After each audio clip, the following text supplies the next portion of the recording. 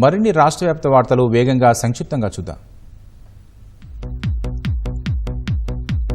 మార్చి 1న చిత్తూరు జిల్లా గంగాధర నెల్లూరులో సీఎం చంద్రబాబు పర్యటించనున్నారు. ఈ విషయమై అధికారులతో తిరుపతి జిల్లా కలెక్టర్ సమీక్షించారు. పింఛన్ల పంపిణీలో ఎలాంటి లోటుపాట్లకు తావు లేకుండా ఏర్పాట్లు చేయాలని ఆదేశించారు.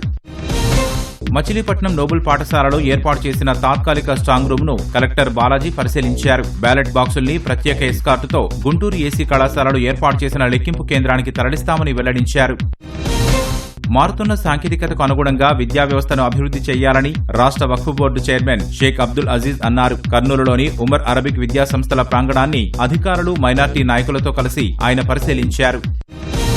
పల్నాడు జిల్లా వినుకొండ మండలం దొండపాడు వద్ద ముళ్లకంపలో పడి ఉన్న ఓ నవజాత మగ శిశువుకు అధికారులు అత్యవసర వైద్యం అందించి ఐసీడీఎస్ కు అప్పగించారు. శిశువు ఆరోగ్యం మెరుగుపడ్డాక ప్రభుత్వ శిశు గృహానికి తరలిస్తామని తెలిపారు.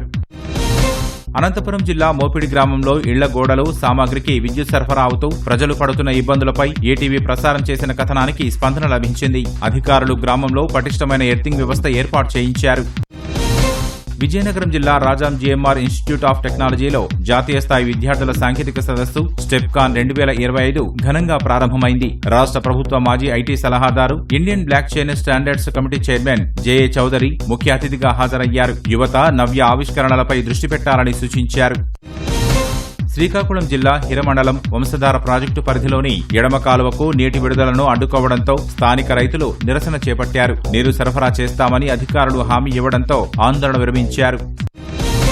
అనంతపురం శివారు తపోవరం జాతీయ రహదారి వద్ద మద్యం మత్తులో ఓ యువకుడు ప్రచార హోర్డింగ్ పైకి ఎక్కి హల్చల్ చేశాడు. తనకు ఎకరం భూమి ఇవ్వకపోతే కిందకు దూకుతానంటూ ఫోన్లో తల్లిని బెదిరించాడు. పోలీసులు అతడికి సర్ది చెప్పి కిందకు దింపారు.